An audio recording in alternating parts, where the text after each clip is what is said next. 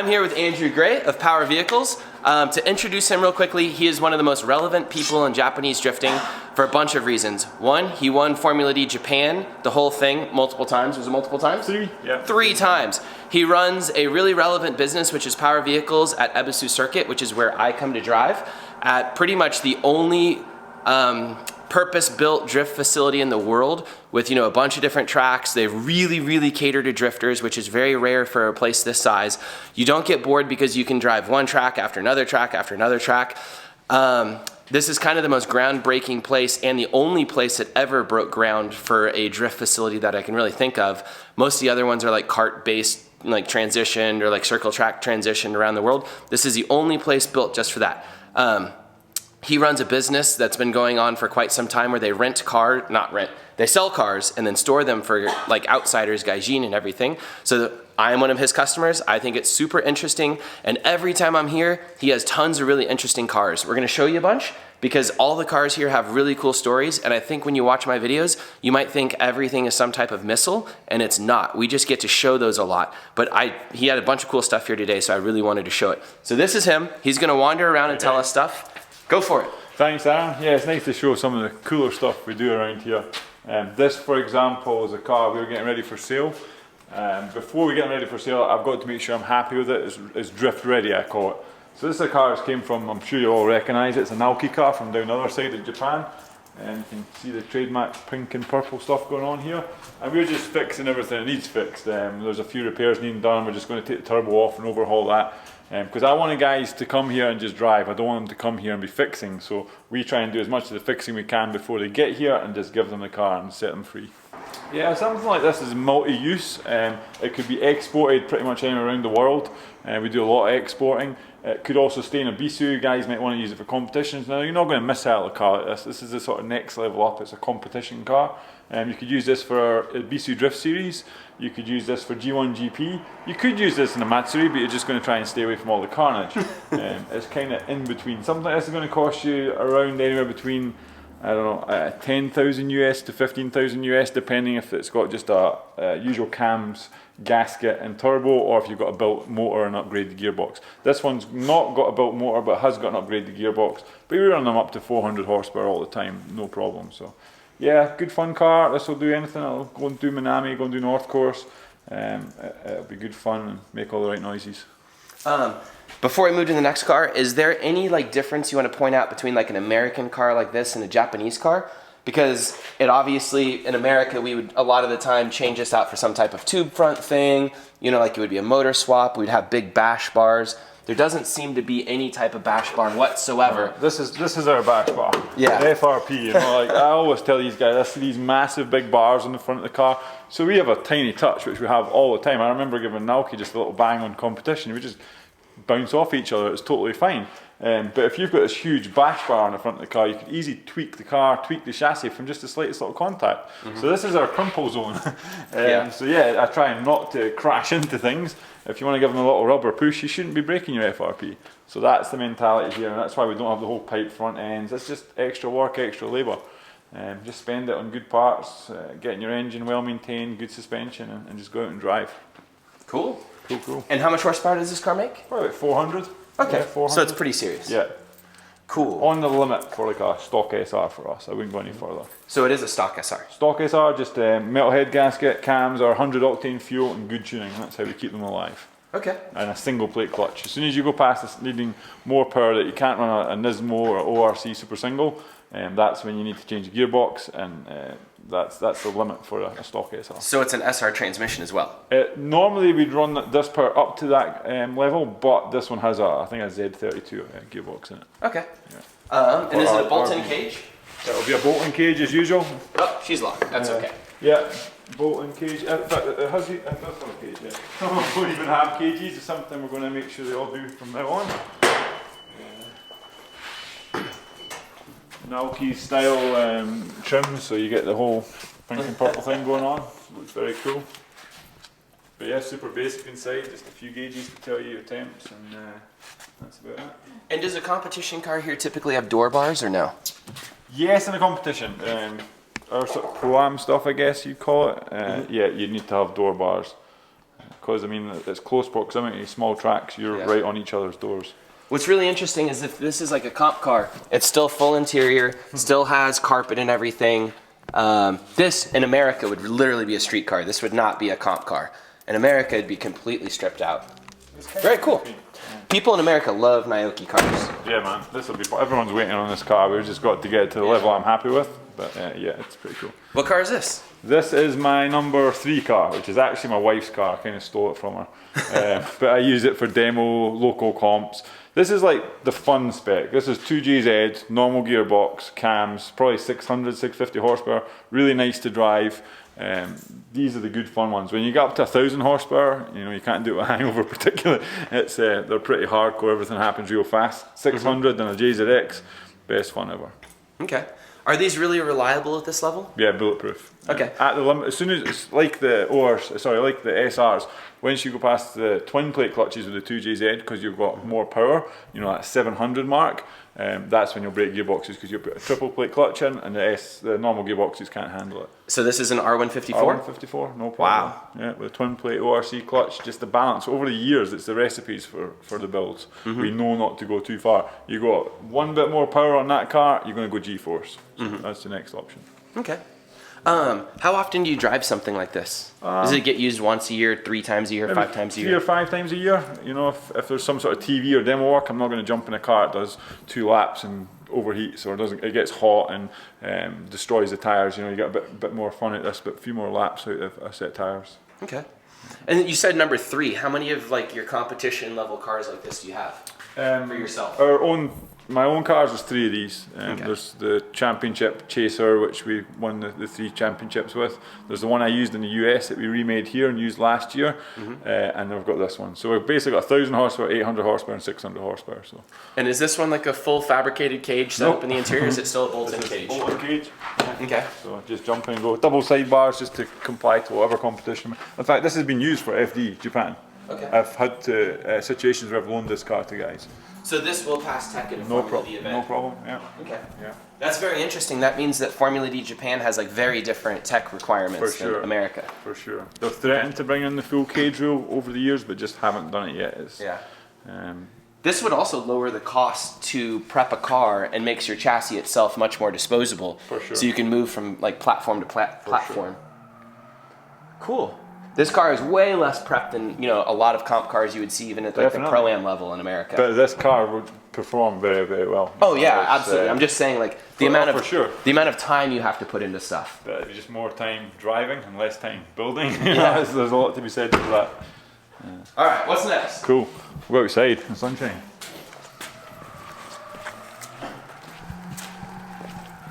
Yeah, it's almost cheating if he lives at Ebisu and works here. He can have unlimited seat time.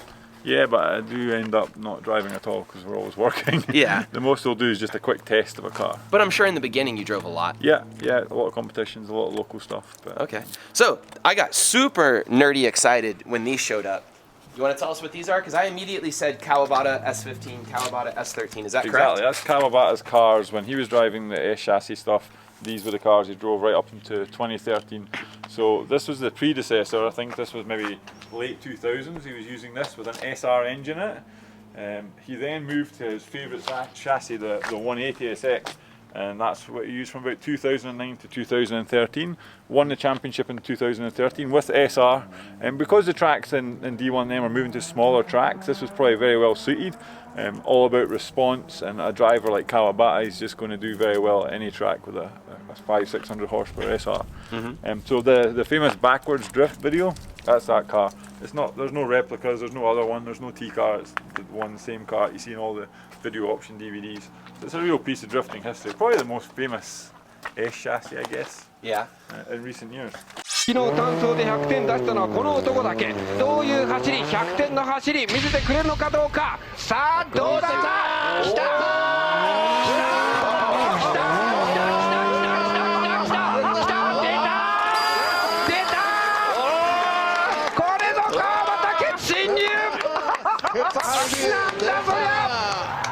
術のない100点技術のない100点が出た100点出た全員100点全員100点だよ I thought there must be some type of pixie dust magic going on with this thing, but I got underneath the car and it's just control arms that you would buy like off the shelf somewhere. Definitely. It's a normal diff. Yeah. What like is there any type of magic in this thing, or is it all the driver and it's Years just like and a years big of body knowledge. kit? The magic comes with just having a great package. It's reliable and everything works. It's just very simple, but yeah, I think he could go any competition around the world, unless it's a huge power race. He's going to do well with that. It's light, it's nimble. You know how to drive it, so he'll always perform. Yeah. So is there any type of like magic at all that you can think of that makes it special? Just the package, just everything, just done everything? right, you know. Yeah. Lightweight, you know. It's not incredibly lightweight. It's not had a lot of weight taken out of it. It's pretty heavy. I'm guessing still probably around 1200 kg still. But yeah, just have a look under the bonnet.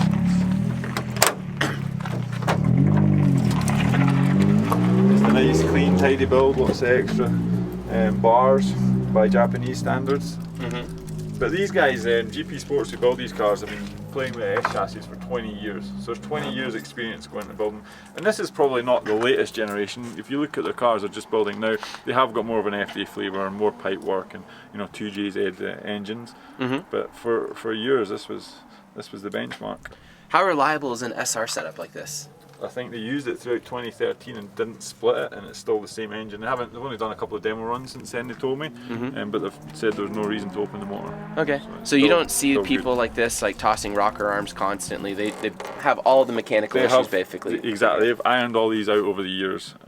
It's very developed, this setup. Because our guys are still struggling with things like rocker arms and stuff. Yeah. And does this really change like the responsiveness of it, the setup much? But I don't know personally, but I know this is the GP Sports way of doing things. This is the way they found worked best for them. And when you're This is forcing boost pressure back through the turbo to keep it spooled up. Yeah. To try and make the thing responsive Old as school possible. blow-off system. Yeah. Interesting. But yeah, it worked. 2013, it won the championship. Yeah.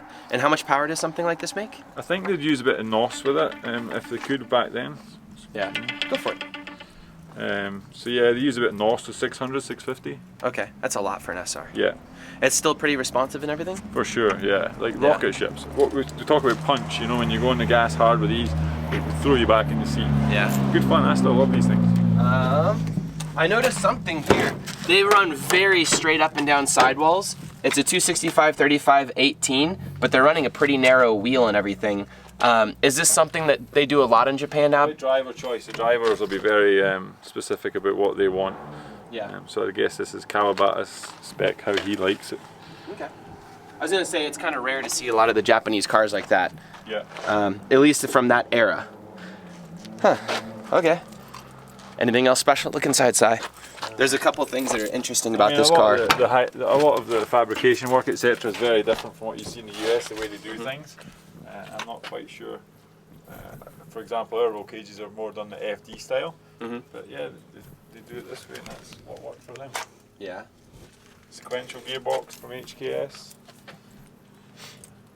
Do they simply do HKS sequential gearboxes because they didn't have access to like NASCAR stuff because it wasn't their domestic market? Our go-to gearbox would be an HKS sequential. It's off the shelf, call up and they get it. Just like you guys go to G-Force or whoever. Yeah. So that's just the standard, industry standard Japanese gearbox, without getting some imported things such as a Hollinger. This is what they all use for years. But you use a NASCAR style in your car. I do, yeah, American influence for sure. I love the simplicity of it. I love how my mechanic can pull it apart and put it back together in the middle of the pits, in the middle of a race event. We always have a spare. And they're super reliable. 1,000 horsepower, I could go a season without touching the gearbox. Okay. So yeah, it works. Are the HKS ones that reliable?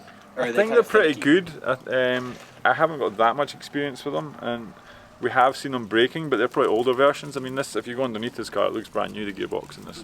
They'll still buy it, the very last of them. I don't think they're produced anymore now. This is very interesting, Si. If you shoot through the back, it has no firewall to separate the fuel system from the driver.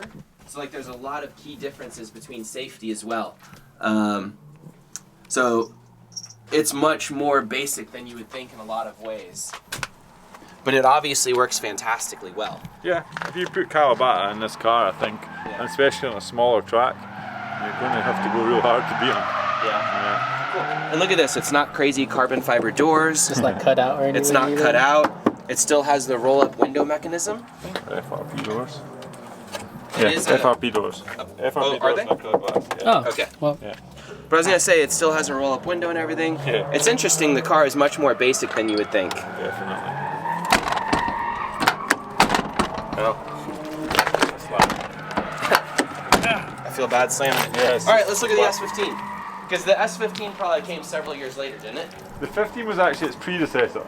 So Oh, when really? we went from the S15 chassis back to the 180 chassis, another driver called Sakuma drove it, and they swapped out the SR to keep up with some of the big boys.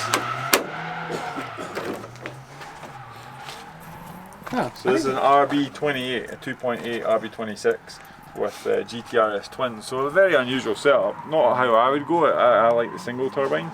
But we're probably going to give this engine a refresh, and we'll probably leave the spec as is. I was told it made 800 horsepower, so it should go pretty well. Again, HKS sequential gearbox, and just basic radiator at the front. It's not been moved to the rear. I think again you could go most places around the world and do pretty well with this setup still. Yeah. Although it's simple, I'm sure it works. I'll find out when we overhaul the engine and take it for a drive. Do the Japanese guys, when they're building these cars now, are they blowing engines constantly and going through 3 or 4 engines a season like a lot of the FD guys? Or are they still trying to keep it low?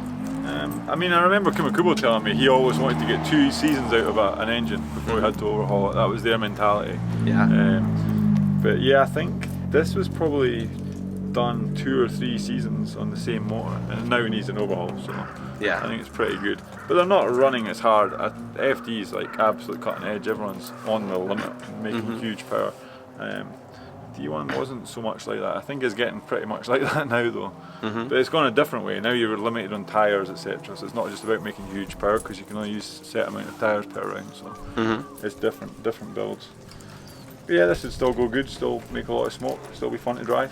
And will this just be used by a customer of yours for like a Japanese-based competition, and you'll store it here for them, do you think? Or it'll just be exported? Yeah, these cars are very, they're famous cars.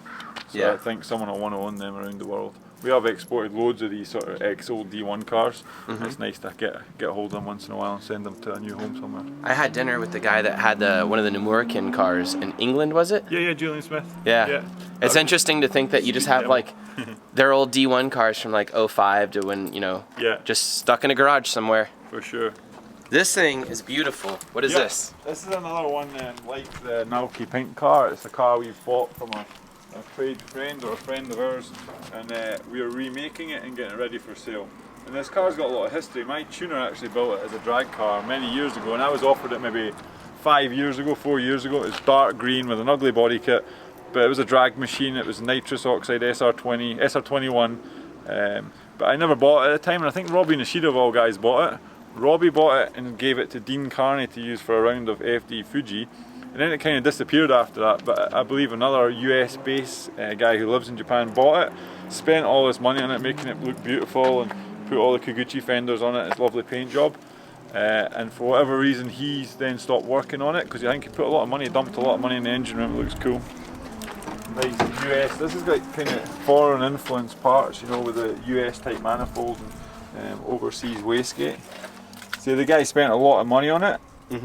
We have now bought it and just putting everything back. We put a roll cage back in it, just doing a lot of maintenance and making sure it's good to go again, and we're going to use it as a drift car again. So yeah, it's been around, this one, but we'll find a new home for it. This kind of car could go anywhere, export, use it here, use it for comps. I was going to say, it's interesting, all these cars have mechanical fans as well. Yep. We're not seeing many electric fans here. Because these work, again, it's back to combination. If the viscous fan's in good condition, you don't have air conditioning in the way, you're not got too much stuff blocking the airflow, these do work very well. It's when the viscous fan's tired, or you often see guys have swapped to electric ones but not done a good shroud setup, and you don't get as good effect as what you do with the standard ones. So yeah, they just stick with the standard ones. Sometimes they'll just upgrade the actual fan blades, you can buy them, and that can make a big difference. But yeah, it works good. Cool. Alright, here is an HKS machine. This is more understated than everything else here. Tell us about this. So yeah, I've had 3 34s for sale this year, and the other 2 have been real hardcore ones. Now I love the hardcore ones, but to sell, this is much easier. This is much more desirable street spec, I'd call it. So it's 500 horsepower, tuned by HKS Technical Factory, who we bought it from in Tokyo. And this is going over to the UK because this seems to be what people want, either OEM, which I can't bring myself to sell, I don't like standard cars, or a sort of mid-level street tune, which is 500 PS.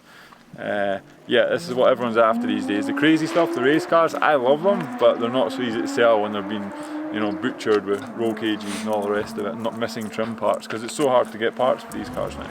That's how it is for like the American supermarket and stuff. Like a stock Supra is now worth way more than a 1,000 horsepower one. Yeah. Which, you know, 10 years ago it was flip-flopped and everybody was cutting them up. For sure. But I just can't stand the way the stock Supra looks, you know. I don't want to see it with the, you know, the Redo body kit and carbon cannons everywhere, but that's just preferential taste. To see everyone's leaving them stock, you know, a stock GTR or a stock Supra or a stock RX-7, they're not very exciting to drive after you've driven a 500 or 1,000 horsepower one. Are these pretty common here in Japan, like really nice clean ones still? Yeah. So they're not impossible to find? No, you get a lot of rusty ones. I have seen one at auction with the whole inner fender. I literally mean the whole inner fender holds this side. It's still made like 25, 30 grand. Wow. Which is crazy because the car was dead as far as I'm concerned. You couldn't fix that. Yeah. So yeah, we're always looking for ones that aren't rusty and good paint, nice condition, nice colour. This is something that was kind of always unobtainable in America. It was really hard to have one of these. They'd be very illegal or very, very rare. So we have no... They're still pretty illegal and very rare. I remember I was in LA about... You'll see building them a car, sometimes. Megan racing at the middle of the night, like 2, 3 in the morning, trying to get some food.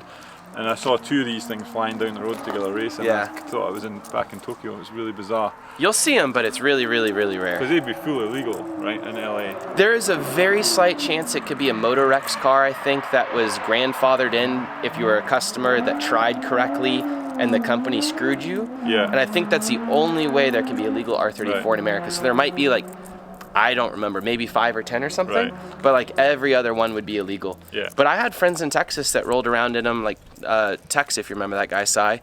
He had an R34 GTR and like Nismo wheels and stuff like 10 years ago when he was 15. Yeah, I saw one in... They're just rare. I saw one at SEMA. We were cruising around and 35 and we seen a guy on a white 34. I'm sure it had Texas plates on it. Yeah, they exist. They're just really, really rare. Yeah. And very illegal. Yeah. All right, what else? This is just a bit more of what you wouldn't expect to see here. This is one of my street cars. I drove it not long, or we got it a while back from auction and then drove it and just couldn't believe how good they were. Couldn't believe how fast they were. Brutally powerful. Faster than some of the turbocharged cars we've got. I'd recently driven a 2.1 SR, S14, a 500 horsepower GTR around the course over there. And this thing felt much faster to me. Just brutal power straight out the back, no lag, really, really quick around a smaller track. So we done the wide arches, brought them in from Germany. We done the bonnet and the lips kit, and of course put T37 raised wheels on it. So yeah, it's a bit different, and I love it. It's a very cool car, I think. Do you have a hard-on for like American type V8 type stuff because you don't have access to it a lot of the time, or you've had access to it when you're in other countries when you're younger and stuff, so it's just normal? I used to just give it shit all the time, you know, about the V8s. I was always a 2J guy. But then, yeah, after driving this thing, I was like, wow, this is impressive. And I ended up with that and my other street car, which is also V8. I'll show you that in a minute. So it's pretty weird. After knocking them all, I've joined them. Are you going to start putting V8s in your drift cars? No, no way. No, why I got 2Js all the way. Yeah. I think the power we can make, like I say, even 1,000 horsepower ones to start off the key, I could go to the shops and them, no problem. I've seen some guys come here with big tune V8s before and it would hardly start and come off the back of the truck and it just looks so finicky. And then the standard LS1 V8, sort of 450 horsepower, to me, not enough, you know. My practice car with T67 I would think would be much more fun for me to drive. Yeah. But I like the lag, I'm used to that. Some guys just want that instant, you know, mid-range power.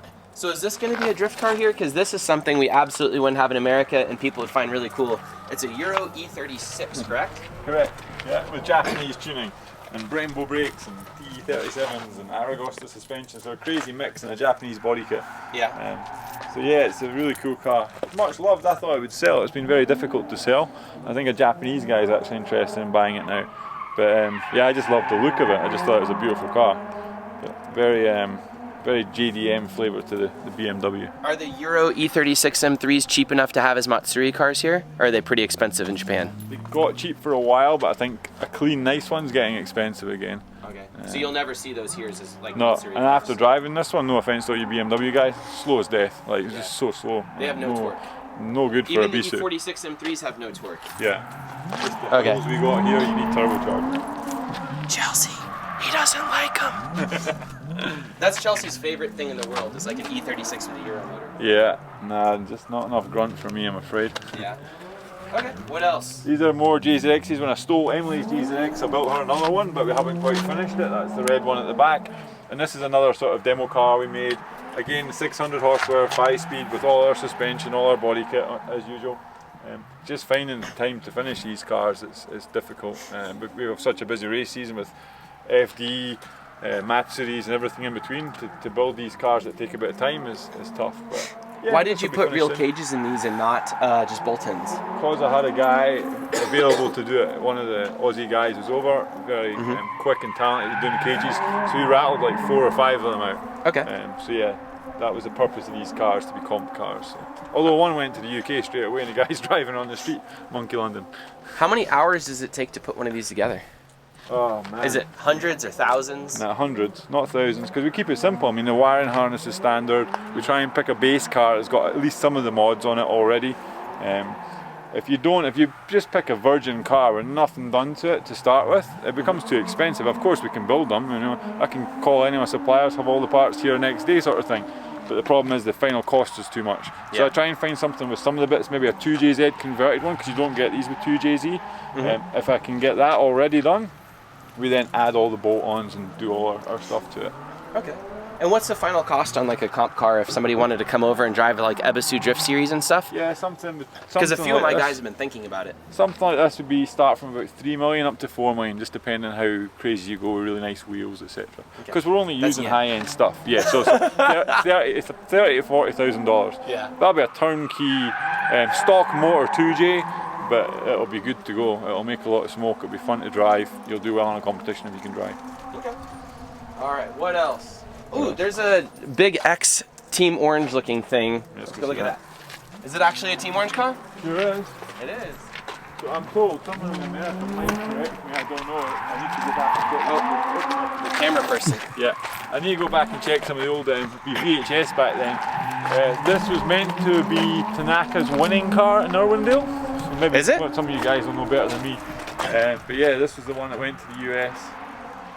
Super simple, 450 horsepower, no knuckles, you know. Yeah. Just how they done it back in what, 05 I guess? I mean, this is probably still the original D1 sticker. We need to get it replaced. It's been out in the sunshine. But the body's still really clean.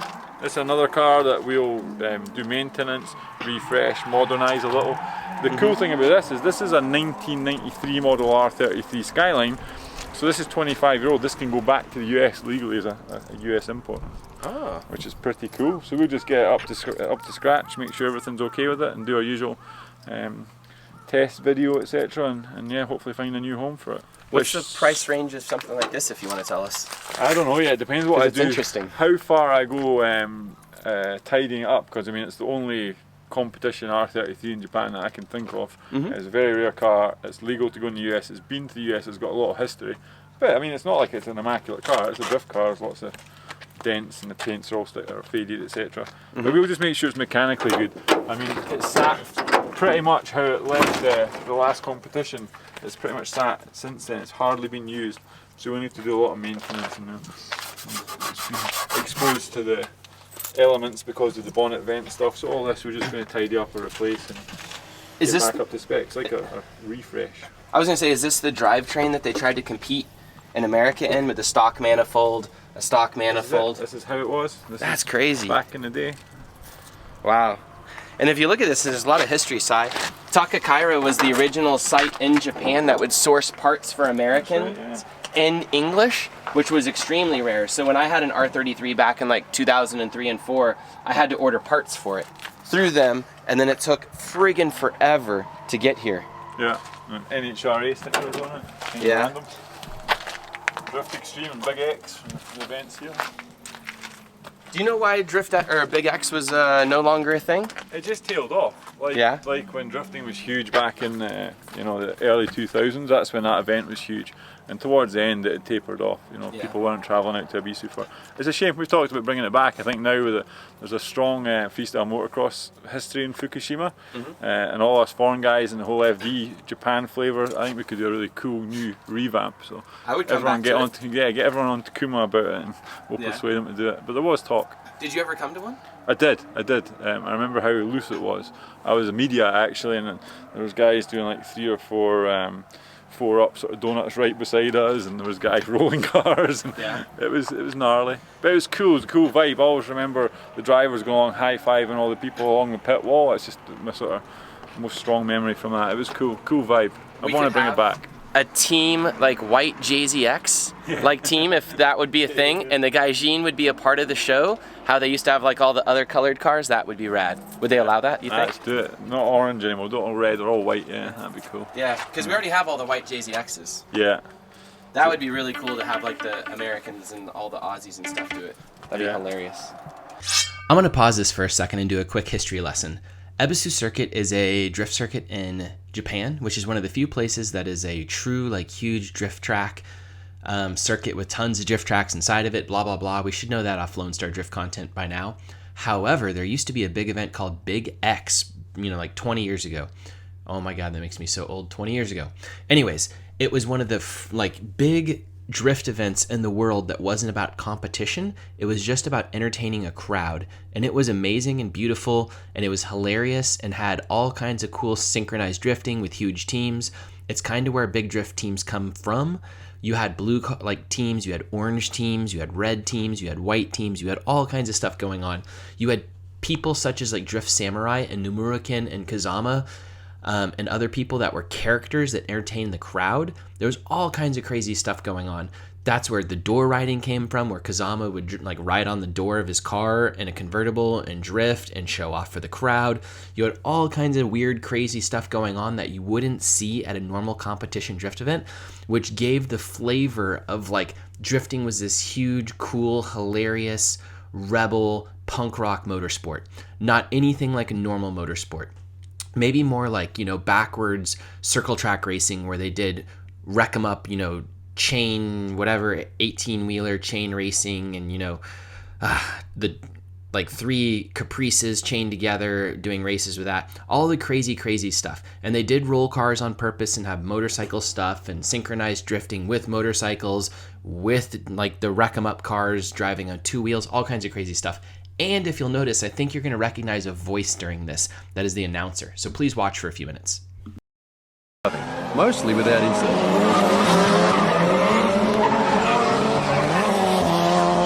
オレンジ色がアスファルトの上で赤々と燃え上がっている。1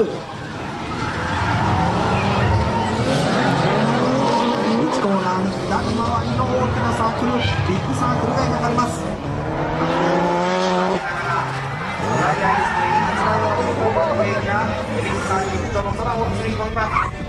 Some lucky spectators even got to take a ride.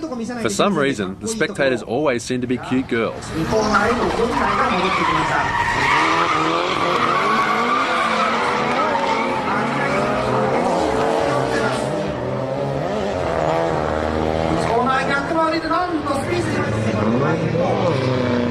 I wonder if this is the best way to impress them. What do you reckon, ladies? Maybe driving a Safiro on 2 wheels is the answer. 軽いデモンストレーション。決して軽くはないんですが、素晴らしいデモンストレーションです。お願いいたします。 Later, 2 spectators were offered a ride on the trial stunt bikes.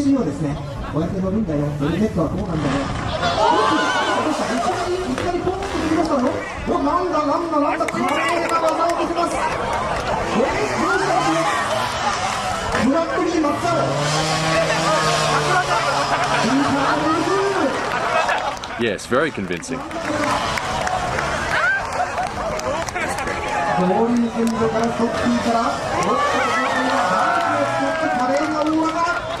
The same gag was repeated with female drifter Natsuko in this S13 convertible.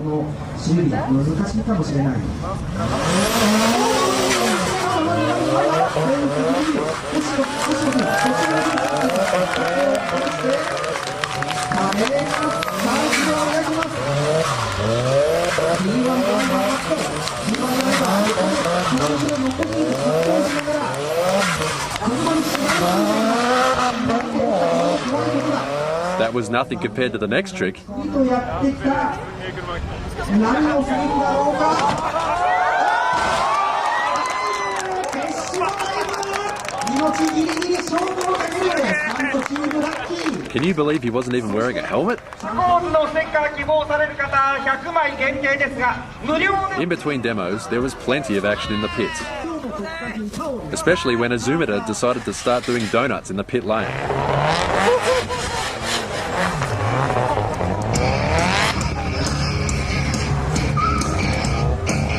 That was the signal for the D1 drivers to hit the track. For sure, this will be for sale. It'd be cool to go back to the States. It just so happens it's a 93, which is cool.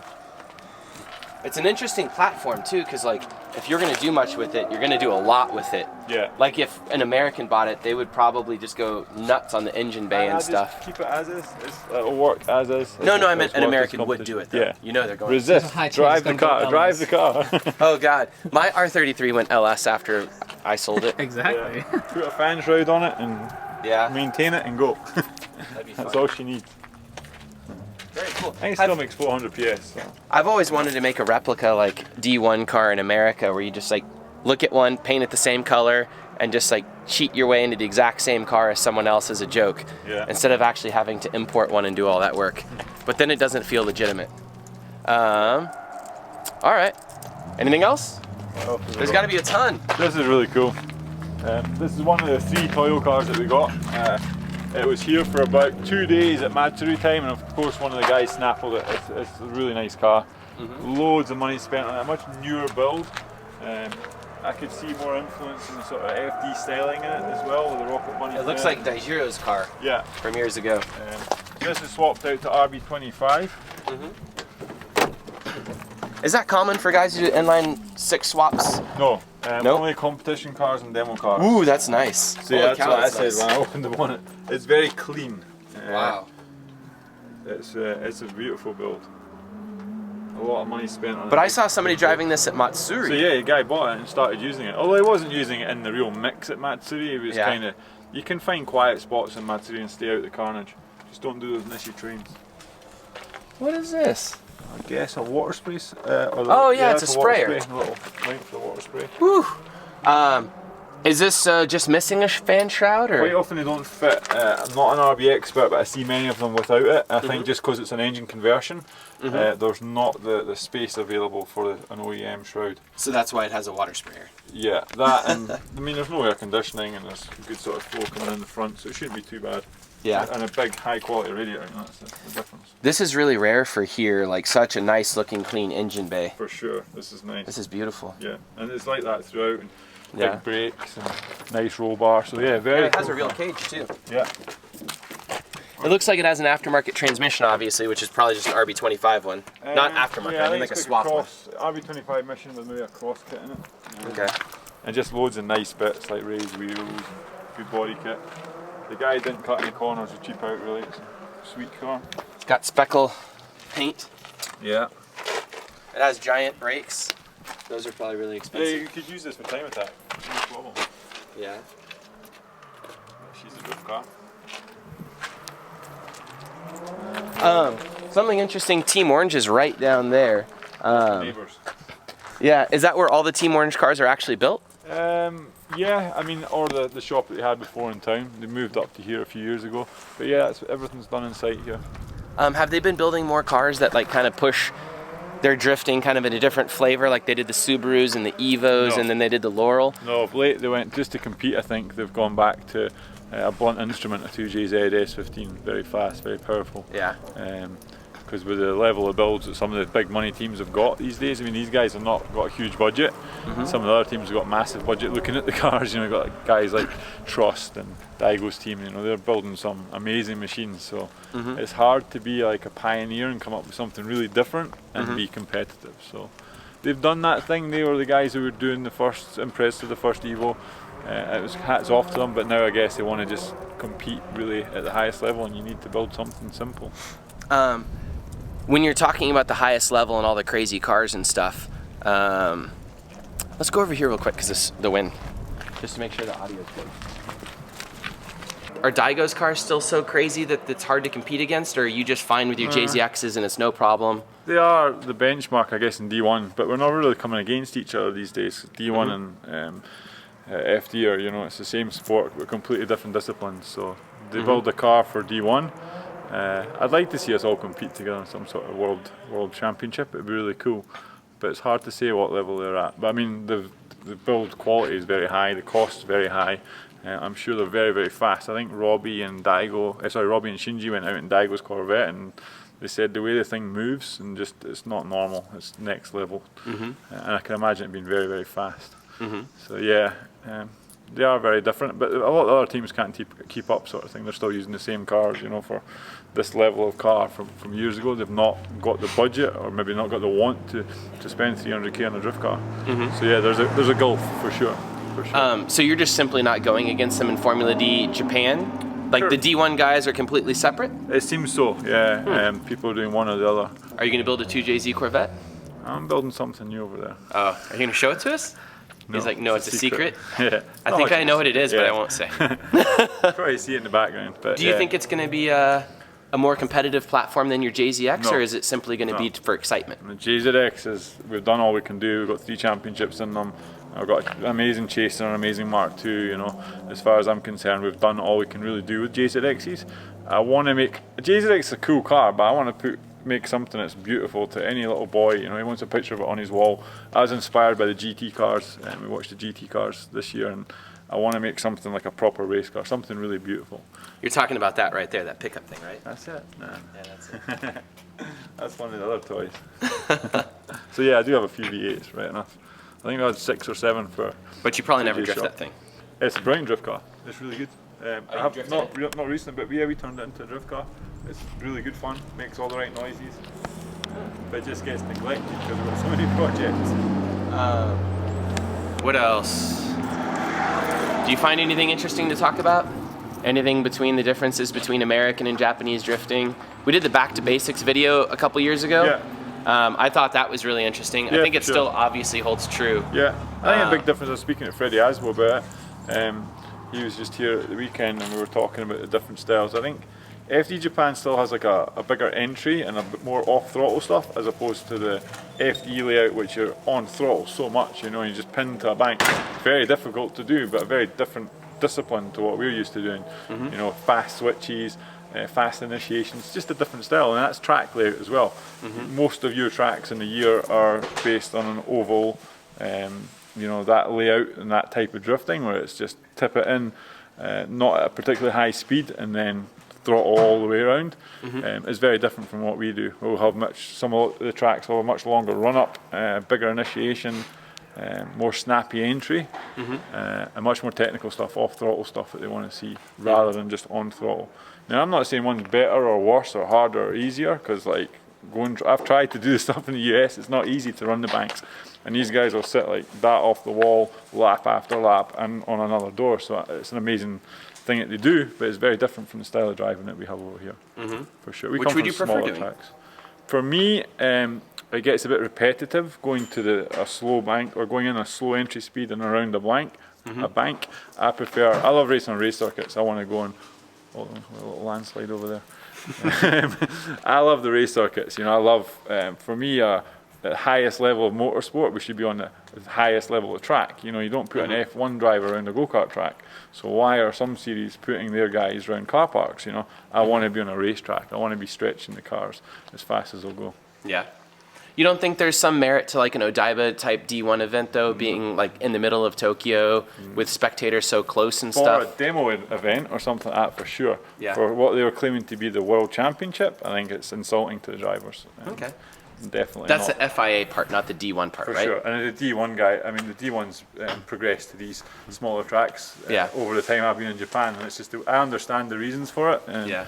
But for me, as a driver, I've got to get excited about the track. I can't get excited about a slow entry and then a meandering, tightening course. You know, Yeah. I've talked a lot about this recently. The track tempo has to be high. It has to be an exciting track. You want to talk about excitement? Minami, you jump into the arena, you go down a wall, you throw at a tire wall, and then the track calms down somewhat. Yeah. As opposed to a track where you'll come in at a very slow speed, like the FIA track 2 years ago. I don't know who came up with that. That was just the worst thing anyone's ever seen. You know, coming in second gear, you know, turning right and putting your foot down. It was really bad. Yeah. I have no interest in doing that as a driver.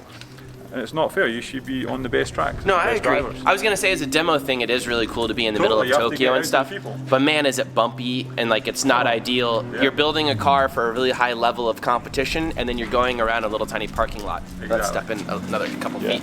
No.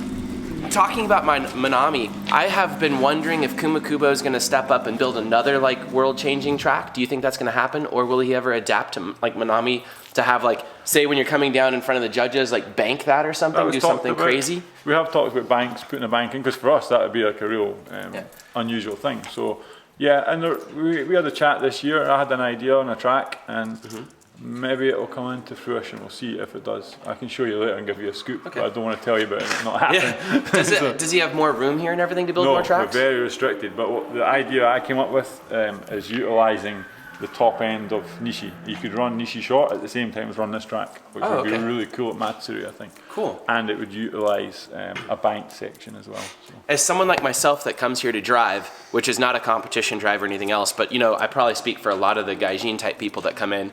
We come here for like North Course fun because it's fun and relaxed and like your friends are up there and it's not stressful. Toge is really fun because it's something you don't see anywhere else in the world, which is like a little tiny toge up in the hills. We come here for Nishi short, which is really, really fun. Some of the more advanced drivers drive Higashi long and like Nishi, well, there's only one Higashi, and Nishi long and stuff, but a lot of us don't have the cars for it, and our cars are not as like, my e-brake's always like not up to snuff, and you're not gonna drive into a corner at 140 and like pull an e-brake into a decelerating corner that's not working kind of thing. So I was gonna say, I think that we are about all of the like unique fun tracks here, especially Nishi short when there's like 50 cars on it. If they built some huge, and obviously Minami's fun, but it's a bit more stressful. But if you were to have like some huge fast thing like Fuji or something, it wouldn't interest the Gaijin, who are probably paying a lot of the bills here at the track right now. For sure. You would want something that really excites them and makes them come out, because I don't think that would excite them, but if you built like a Toge 2 or a Minami 2 or like something like that, that would be epic. And I think you would create a lot of excitement for the guys. Let me show you what we're thinking over there and see if you think it's a good idea. And I was gonna say, there are probably some people that have burnt out in the past. Say like, I don't know who, but like Stewie Bryant probably, who'd been here a ton of times and all that kind of stuff. They don't come back anymore, but if you had a new track for them or updated tracks, do you think that would help bring a lot of excitement back? I was thinking exactly the same thing. It'd be nice to debut a new track. It would be very cool. And yeah, we're limited on space, but if we can utilise what we've got, it'd be really cool. So that would be exciting. Watch this space. And before we're done, is there another chassis? Because in America, I'm always worried about like, what's the next chassis for drifting in America that's going to keep drifting alive? Because as you test more and more cars, like we've tested 370Zs and 335Is and Corvettes and all kinds of stuff lately. The 335i will probably never work, and most of those newer BMWs won't work for various reasons. Weird stuff, but they're just not going to be as good as like E36s and E46s unless you do full drivetrain swaps and everything, which I don't think that's ever the secret to like keeping cars, or like, how do you say? If you have to do a full build, that's not going to change drifting. You need very simplistic cars. Like here at Ebisu, it's JZXs. Everybody freaking drives a JZX. It makes your entire business model work where all the parts are interchangeable and all these things. You can't have 15 different types of things. In America right now, I would say it's 350Zs are keeping everything alive, and like certain chassis like that. Corvettes are kind of like the new cheater car for us because they're plentiful, they're pretty cheap. You can just basically get one and have a complete Pro-Am car for like less than the cost of doing any swap, and it's more reliable and better and everything, for the most part. Is there any chassis here that you think like, will the 110 JZXs be the next thing? Like what's going to be the next, 1,000 cars you bring in? It's all about the engine. There's not an engine to replace the classic engines of the SR and the RB and the JZ engines. So we'll just use everything that's got a JZ engine in it. Okay. Whether that's big body Crowns, Aristos, all these sort of cars, and just put our gearboxes from a dead shell into one of those cars and away you go again. When they're out, I don't know what we're going to do because there's just not been an engine that suits drifting come out since the JZ motor, I think. Yeah. People have turbocharged the 86 motors, the boxer engines and stuff, and they've made them work because that's what they've had. But there's not been a great engine yet. Maybe the Supra, the BMW engine's got some chance. As soon as we get our hands on one of them, we'll try that. Well, they already have them in the 335s and stuff. That's right. Does that interest you at all? I'll probably wait just the Toyota heritage and the whole Supra name. I want to do a Supra for sure. But I mean, you won't bring in 1,000 of the Supras or something kind of thing to keep this place alive. I mean, it could be way down It the has to line. be cheap. So and the stopgap will be anything with a JZ motor in it. And there was a lot of weird and wonderful estate cars and stuff that had a JZ motor. Okay. You got to remember how many JZX 110s there wasn't so many produced. JZX 100s there was millions, or GX 100s. There's many of, not millions, but there's a lot of them produced in all different shapes and forms. So as long as we've got chassis, we can transfer all the turbo model parts. Once one dies, has a crash, put everything into a non-turbo granny mobile, and you'll have a drift car again. So we're not going to run out in the near future, but the classic proper turbo factory cars are getting expensive if they're clean, so we do have to look at all options. Would you ever consider having like a fleet of Corvettes here if you got enough customers to buy them? For sure. I mean, if that's what works, we'll go and have a look at the prices on USS now. If that's an option for you guys, and you can bring the parts and it's affordable, and I have no objection. It's cool here in V8s here. You can hear them echoing around the whole place. Yeah. Cool. Well, I think we covered most of everything. They are dependent on JZs for quite some time here. Hopefully they build a new track. He has cool like D1 cars all over the place. If you were to like go search and open every garage in here, there's a Team Orange Evo right there. There's 2 of them. First of all, I didn't even know how many they had. And then there's like S chassis over there. Yeah. How many D1 cars do you think are hidden at this facility, like the whole circuit? Probably not so many now, but over the years there's been many. A few get to the point where they're just wasting away and we've sold them. There's no point in keeping them anymore. Yeah. But there's so much stuff for history. I mean, famous drag car. They're going to become drift cars or street cars. There's an Auto Salon 2008 Supra. A lot of these cars have got history for sure. Cool. All right. Thanks. Thank you, man. Peace out. All right. Let's go drive, Si. I want to give a huge shout out to What Monsters Do for making our Japanese content possible, and Inky Wheels. If it was not for them, because this content is so expensive to do in Japan, we would not be able to do it. Thank you so very, very much. Go to their website, buy some merchandise. Here's a discount code for 20% off so you can save some money. It's Ebisu. Thank you so much. Bye. This is You want to just do ours? Yeah. Then you guys are at the table. Please go to the table with the number on your ticket. Cool. All right. Enjoy your meal. Wait, do we get a ticket? Where's the ticket? You get the ticket, you got the ticket, and then you just go find a ticket. Y'all for? Huh?